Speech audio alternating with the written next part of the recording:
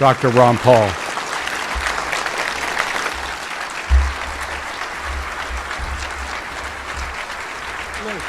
Lou, thank you. Very nice. Thank you. Thank you. Well, before I get started, I need to announce that we have somebody with us today who is the head of the Paul household. That is my wife, Carol.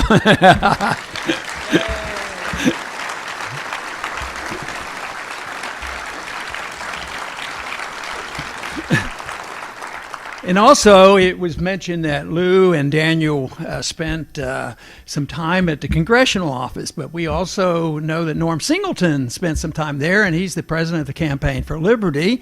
And also Jeff, I believe, he spent some time there, and they're all doing great things as soon as they got out of Washington, and they continued. So it is wonderful. But it's also very nice to be able to visit with a friend, David Stockman.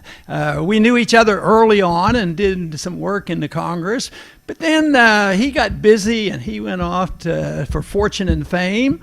But just in recent years now, we've become reacquainted and working together. And David, it's been great to see you again, and glad you came to visit with us today. But I want to welcome everybody to this metropolis of Lake Jackson. I mean, this is fantastic. And also, you know, I'm very particular about our crowds. You know, I go where the young people are, and I am just so glad that here's another college crowd and young people are here, so welcome to the program. But I do speak to young people, but I assume we're all young people because liberty is a young idea. It's really not something that has been around for thousands and thousands of years, and the benefits of liberty have just been rather recent. I think of the Industrial Revolution as a consequence of an understanding about economic liberty and the tremendous advancements that have existed with the Industrial Revolution. But I've always wondered, well, why don't we advance in the social revolution? Why, if we learn how to build so many wonderful things and the standard of living it goes up for so many people, and we have all these luxuries, why is it that we haven't figured it out how to stay out of killing each other? So at the same time, we've had all this advancement that helped us in technological things in the Industrial Revolution. We've had more killing than ever before. Just think of the 20th century with all that advancement. I can't help but think about my dad talking to me about when his dairy started, the family dairy started. He delivered milk in a horse and buggy, you know, horse and wagon. And that was at the beginning of the last century. So it's so recent, and yet we haven't advanced very much in this social sphere of how do we get along with people.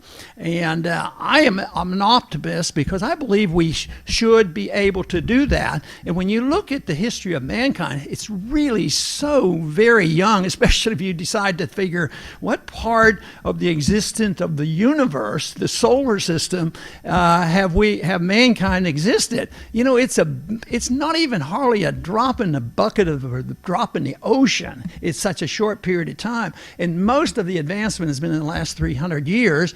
And there's some significant events that have occurred there, especially, you know, with our revolution. There was an emphasis on individual liberty, and there were changes. But there's something that comes up short on why we don't do a better job in avoiding the wars. Besides, I have a conviction about what we're talking about, and that is peace. And I think peace is popular, very popular, not just among us, but I think with all people. But then the big question is if peace is popular and people really want it, why are there so many wars? And that's really is a serious question about what is going on, especially when I go to the campuses and talk to the young people. They're not saying, yeah, let's have another war. We like to go off and get exposed to the killing, and we want all the debt to deal with, and we want to deal with inflation. No, that group of individuals generally are less pro-war than the rest. I can remember one time when I made a charge that this particular piece of legislation legislation was pro-war, and it was on the side of the Republicans that were promoting this piece of legislation. And boy, I had one ex-government military official come up to me. He was so annoyed. He said, "I am not pro-war." You know, it really, they don't see themselves that way, and yet they are pro-war. But if I had to look back and guess on the number of people I've met throughout my lifetime, you know, from grade school on up, and the many people I've met in the last 15 or 20 years in politics, tens of thousands, and exposed to hundreds of thousands of people, and I would say that 90% of the people that I come into contact with are really pro-peace, and peace is what they want. Then why is it, if 90% of the people really want to live in peace, why don't we live in peace? 10% of the bad people have a greater influence than the 90%. And in some ways that is the case. Our problem is not so much the people become supportive of war or promote the war. Too many of them are very apathetic and complacent. They go along. But the big problem is that the people, the citizens, the people who suffer from the war don't start the war. The real problem is that we have to understand it's the government and government policies that causes the war, and that's what we have to restrain.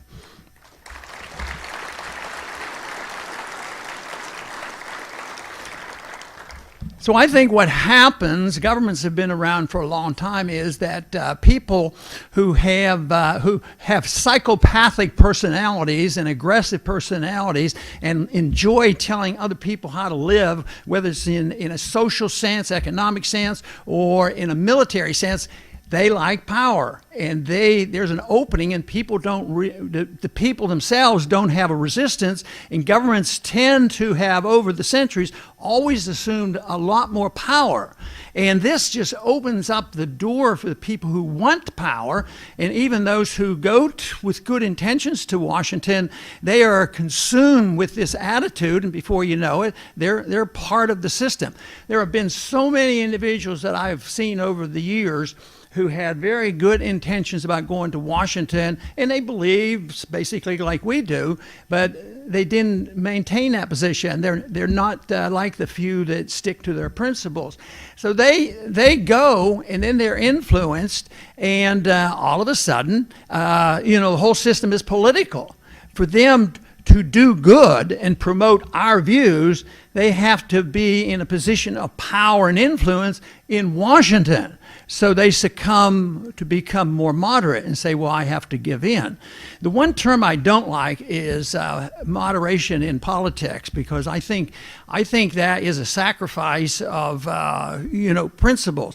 What I like to think about in politics, as far as making corrections, because there's so much imperfections, is to work with coalitions.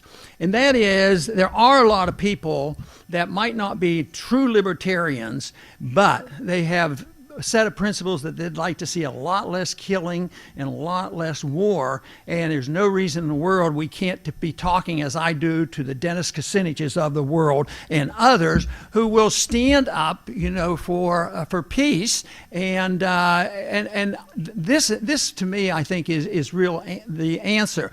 Moderates, when they come together, they have to sacrifice what they believe in. Let's say you have a liberal in the negative sense and conservatives in the negative sense, but each having some positive things, and they come together, but they have to give up their beliefs, so they sacrifice their true conviction.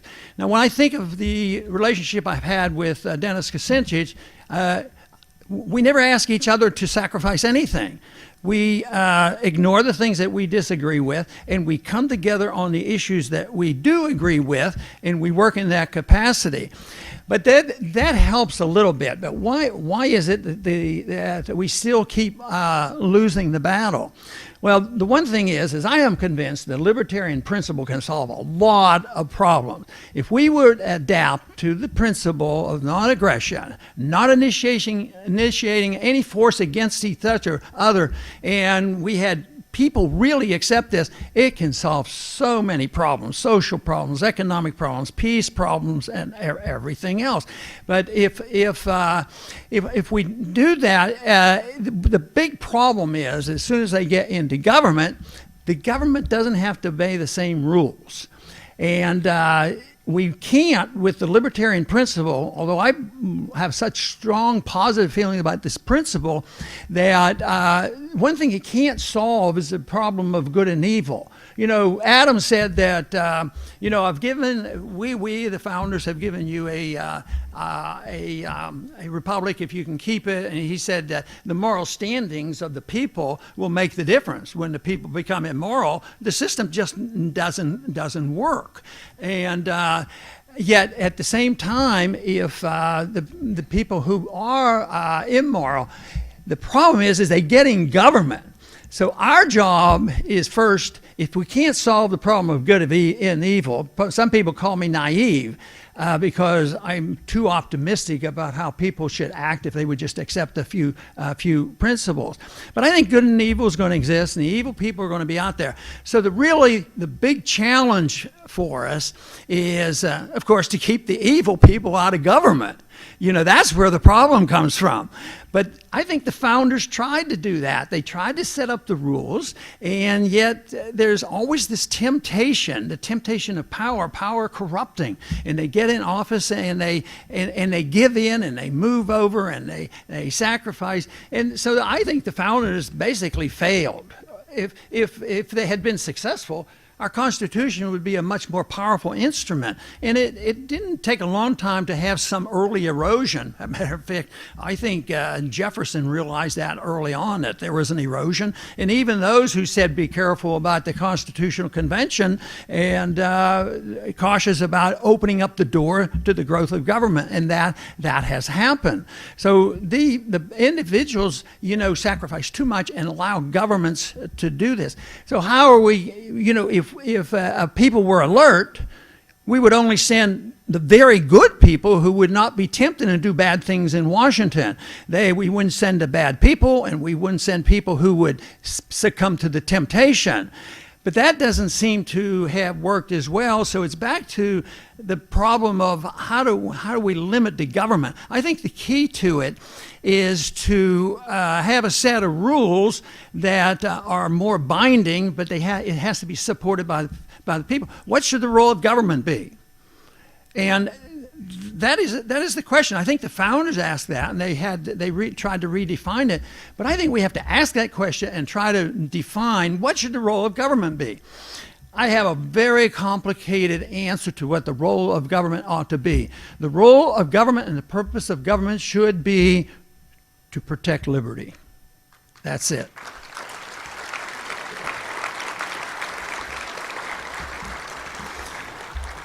And that's what our goal should be. So, of course, what would be the step there?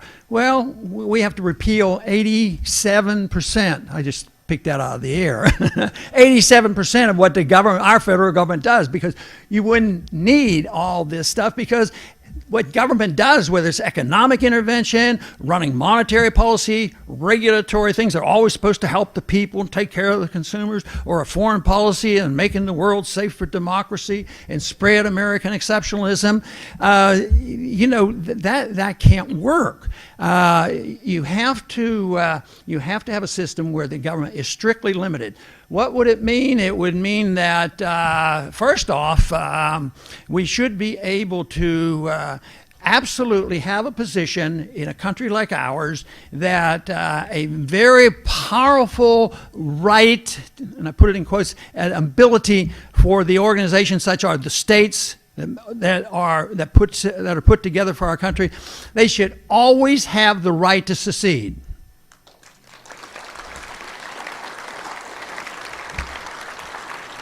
Now, does that mean we have to be for secession and every state has to leave? Well, right now it'd be hard for me to deny anybody's right to leave, but you don't have to. It's just the right to secede that is so important. That would hold the federal government in check. The government would have to be careful. But even if they just had nullification, which was a strong issue of Jefferson, just so we as a people and the local people and local governments, the state governments, if you didn't like what the feds were doing, and if they're violating the Constitution, that you ought to be able to opt out and nullify it. And that would hold a big check on the federal government as well. And the neat part about this is it's coming, because we are going to have chaos. We're going to have economic chaos. We're going to have the political fallout of our foreign interventionism. The world will turn against us, and we are going to have an opportunity for a lot of nullification. It's already starting. I think it's fantastic that the issue of the ridiculous war on drugs is coming to an end, because the states and the people are nullifying these laws and they're saying stay away. I hope that doesn't get reversed with this administration, but at least we're making progress there, and I think that is great.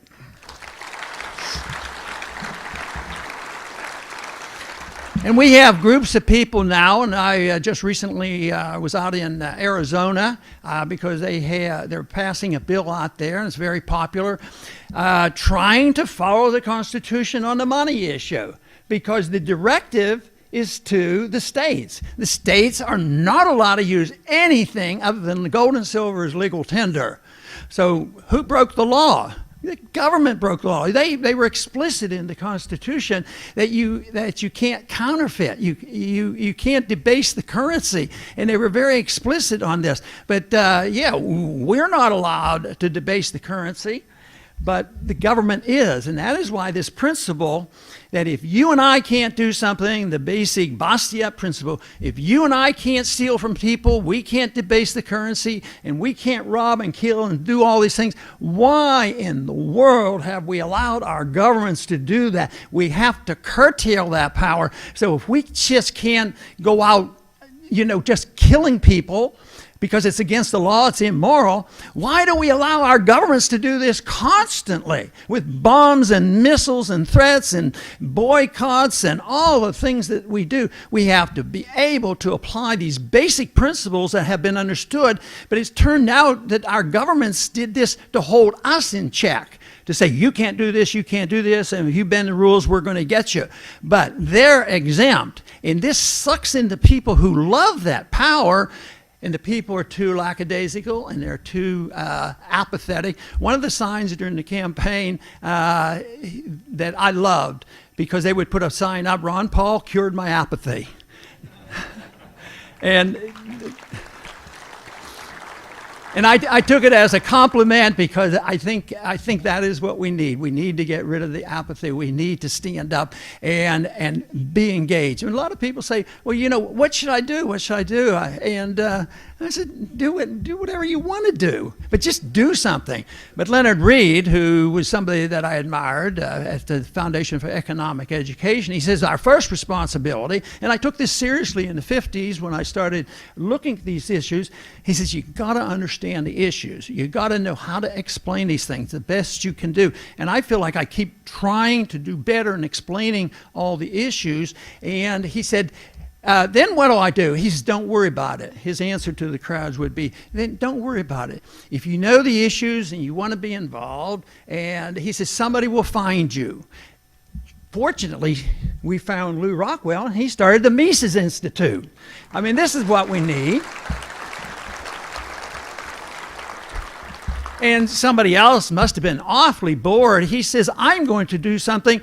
I'm going to vote for Ron Paul no matter what. And Bill Green actually did. He gave us a vote. So no, everybody has a responsibility, and I've often talked about the responsibility of us as individuals, because I consider this an exceptional audience. I think that we need 8% of the population to really change the world, not 51%, 8% to lead the charge. And I think in a group like this, you all belong to that 8%. So that is the goal, is for the 8% to be identified. Right now, there's an 8%, and they're in charge. And that's our big problem, and they just are running roughshod over us. But I see a lot of positive things happening. I see it on the campuses. Believe me, I do not believe that Bernie Sanders owns the campuses. He might own the professors and a few other people who are preaching all this, Marxism, cultural Marxism, and they're present, but that's a different story. I meet too many young people on the campuses that are very much involved. Take, for instance, the Young Americans for Liberty was an outgrowth of our first presidential campaign. They have over 900 chapters of YAL chapters in colleges around the country now. Thomas Massey, he left here earlier because he's on his way to Denver to talk to a YAL chapter.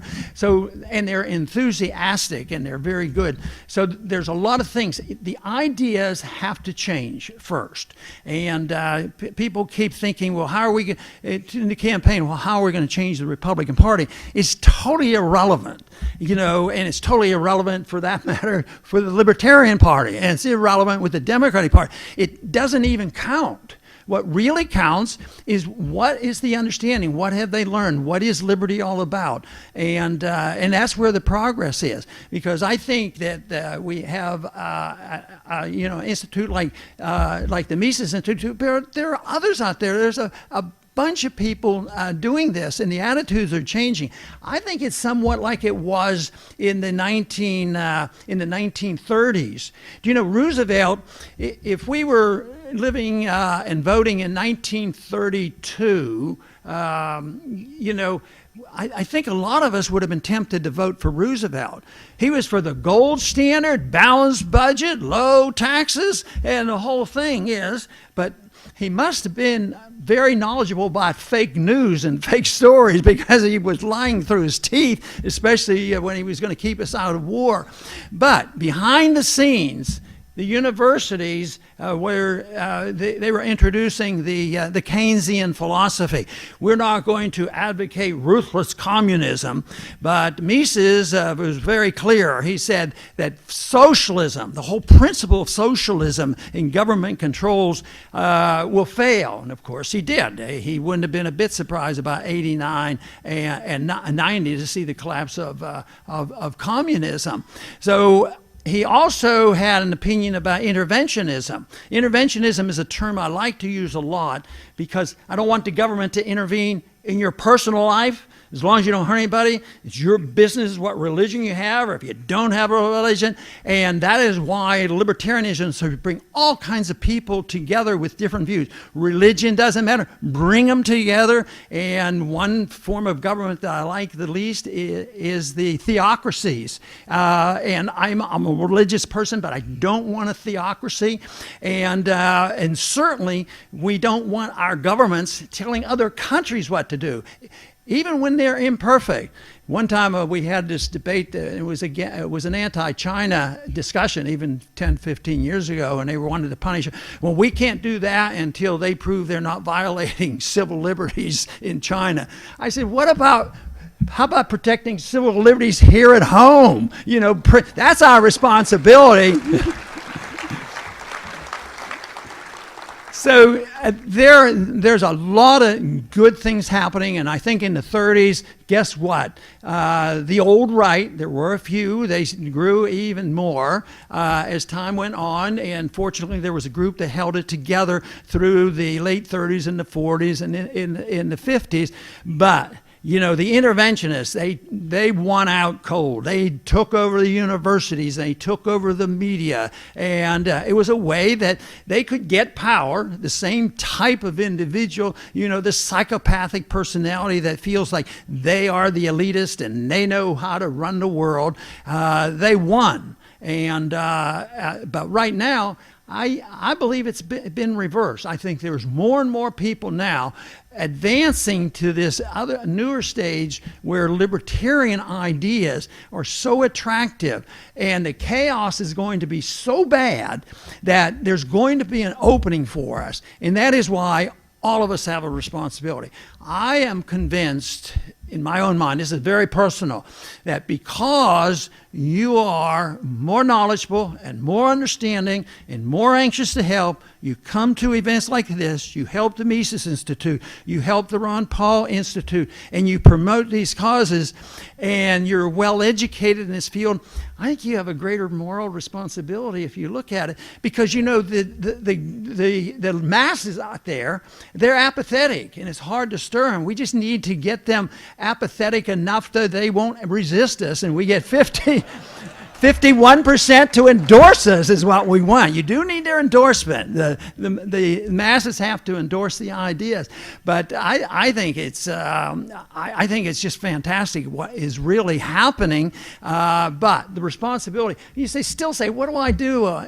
Well, figure it out. There's something to do, and like Leonard Reed said, we have to be well informed, self-informed, know what's going on, and keep studying, and try to answer the question. The jobs will come along, and to me, it's amazing. I go around the country, and there's so many people have started different organizations. Some run for office, but I've not been overly enthusiastic about that. They'll come and say, all right, you've convinced me, so I want to go to Congress like you did. I said, they'll say, what should I do? And he's be, a college kid or something. I said, don't do it. But that doesn't mean I'm not for it. It's just I wanted to have them hone in, because if the goal is set to go to Congress, the whole ball game is over, because then you'll go to the party, and how do I raise money? How do I organize? How do I get along? How do I get on the committee? How do I compromise to be able to promote the cause of liberty? And it's all over. So that shouldn't be the goal. But if you're interested in it and like it, I think supporting candidates, running for office, winning elections. I mean, look, to have Thomas Massey there, I think is just great. And he was somebody that both Rand and I strongly supported before he ran. So I think that's very valuable. But just to run and think that they're going to be, if they're very weak as candidates and they think that they can be a moderate present their case in a moderate way, that's not going to work. The people want to hear the true story. That's why it's very ripe and very open for this message.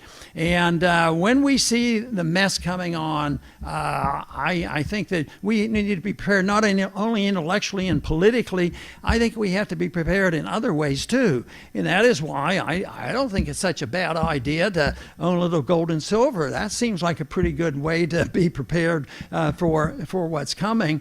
They've ridiculed me a little bit on TV, more than once. But they'd ridicule me when I would come up with this gold and silver thing. What are you talking about? And they say, yeah, but you didn't, they'll point at me, you didn't invest in the Dow Jones when it was skyrocketing. Look at all that money you could have made. I said, yeah, and look at how many people lose the money too. I said, yeah, I was rather foolish when I discovered what was going on. The moment of the confirmation of my suspicions occurred on August 15, 1971. And that, of course, is when the Bretton Woods Agreement just disintegrated. So I thought even gold at that time was illegal. I thought, this is the time you buy gold. You start buying. Yeah, I tell them on the television. I said, I was so foolish then. I was so naive about this gold. I started buying this gold at $35 an ounce. But it was interesting how you bought gold back then, and some of you may remember how you do it, because it was illegal. In Russia, Soviet Union, in the United States, you weren't allowed to buy gold. People weren't allowed to own it. What was the first thing the tyrants wanted to do in our country? Give us an income tax, establish a central bank, get rid of the gold standard, and look at what's happened. And so that means the door is open. When you have the central bank, then the politicians are rewarded. The more they spend and the more they buy the people's votes, the more likely they are to get reelected. And the payment will be some other time, and then they still adapt to the Keynesian theory. Oh, deficits don't matter. They don't matter. Debt isn't bad, and they just keep doing this. But in the 1970s, what we had to do in order to not have to go to jail for buying a gold coin is that you could buy numismatic coins. Well, there weren't that many, and they were a lot more expensive than just regular gold. But guess who came to our rescue? The Mexican government. The Mexican government started minting a numismatic coin, and they backdated it to 1947. It was enough years to be numismatic, so you could go out and buy a bullion coin at a spot price, and we never were fearful that we were going to get arrested, for doing this terrible, terrible thing of owning a gold coin. So that generally, I mean, in reality, and especially in the midst of a financial crisis, I do think that the markets are more powerful than government. They're more powerful than the central bank. And I do believe the Fed is on its way out, not because they're going to pass my legislation to abolish the Fed, but because they will disintegrate, they will self-destruct, and they will become non-functional. The only thing that counts is, how are we going to rebuild? What kind of a monetary system? Are we going to release that to the market, to let the market determine it?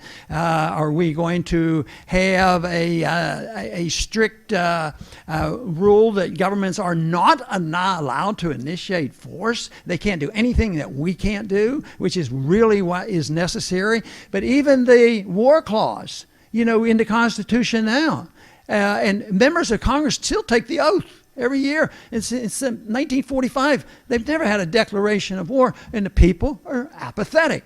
We need to get rid of the apathy, obviously, but I think the opportunity is coming. The opportunity for liberty, the door is going to be wide open for us, and we need to be energized, and everybody in this room needs to get their 100 people lined up soon and get them involved one way or the other. And I love it when the young kids come, and I was fascinated in the presidential campaigns because in the congressional office, and David probably remembers the parents coming in with young kids for a civics lesson. They bring them in, and this is your congressman, and kids were like, hey, they weren't interested in a civics lesson.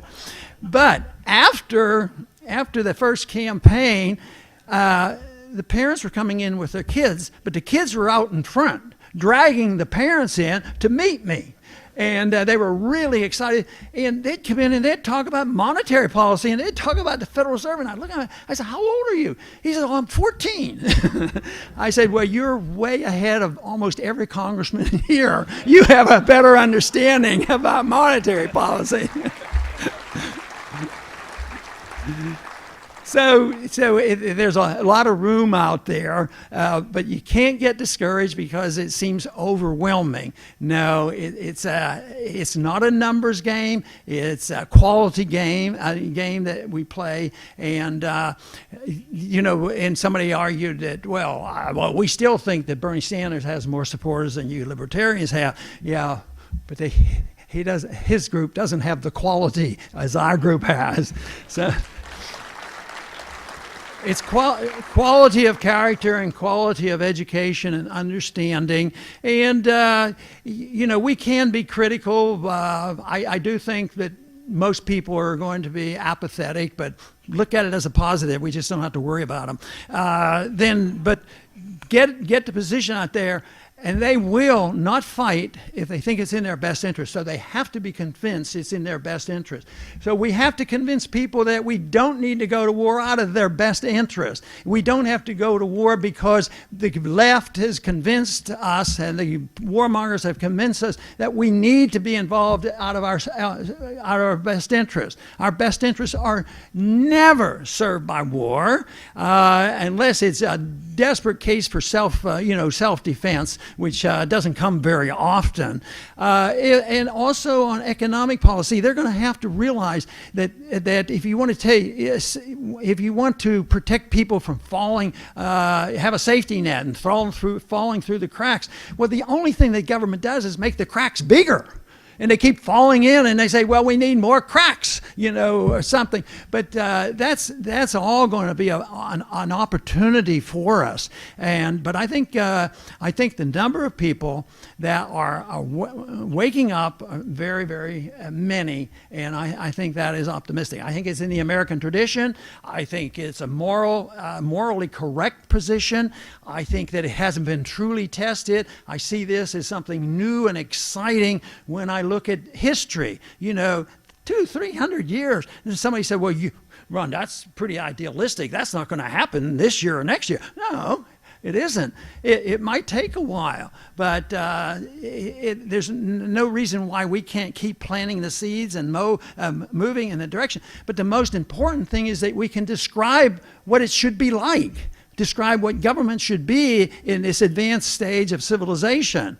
So I think that civilization so far has been detrimental. So one is to challenge the current understanding of the role of government, the size of government, and that has to be challenged. And then we have to be very emphatic that those governments that have us involved, that we can disengage, get out of it. This is why I think what's happening in Europe is fantastic. It's let it disintegrate. Let every country go back to its own. I thought, they say a lot of people criticize us for being, defend secession. Well, you mean to say you don't like the secession of Eastern Europe from the Soviet system? That's great secession. You mean you don't like the secession from the United States from the British Empire? No, that's what we want. But we always want the right to secede and leave. And if we have larger associations, they should always be voluntary. But everything should be voluntary, no use of force. I think it solves the problem of immigration, the whole works. We talk about immigration and migration and how difficult it is, and if you don't welcome 20 million people into your country and then tax one group to take care of them, then you're a bigot and you hate people. Well, think of it this way. We can be very open-minded about migration and immigrants. Think of it this way. If there's somebody that knocks on your door or doesn't knock on your door and said, the rules are we can come in here and stay here, and they have a right to it. Well, when they do that to a country, I don't think they have a right to this, to just come in. The worst part is, especially on the migration thing, people come in and they're, of questionable character, and then you're charged to take care of them. They get thousands and thousands of dollars of bonuses. So the system is not viable. But I think the libertarian position, if you had a libertarian free market economy, you're going to be looking for workers. You're going to want people to come in. But it would have to be with the acceptance of a free market system, a freedom to set wages and prices and having sound money and limited government and get rid of about 99% of all the federal regulations there are. And it would be so different in attitude. But most of all, I want to close with this, even though I've already alluded to it, and I think it's the most wonderful thing about liberty, is it brings people together. It doesn't divide us. That is why people who have totally different viewpoints in religion or anything else, and the other people who may be very religious. Some people have one idea and definition of marriage, another person has a different definition. And some people have a different definition on what the sign should be on our bathrooms, and somebody else has other. But if you were in strictly libertarian society, you just let them do it. But you can't force other people, and you can't use tax money in order to force standards on other people.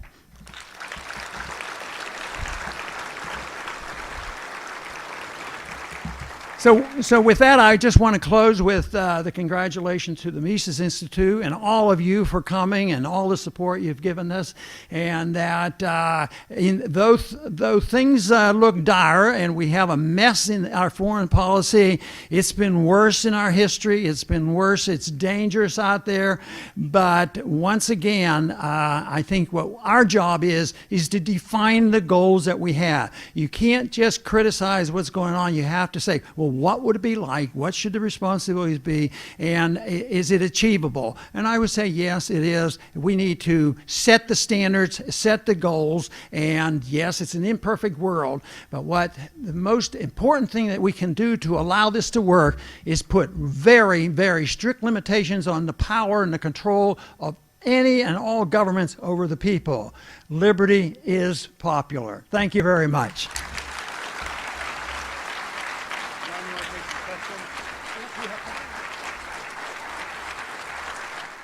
Julian Assange of WikiLeaks will join the Ron Paul Institute Conference 2017.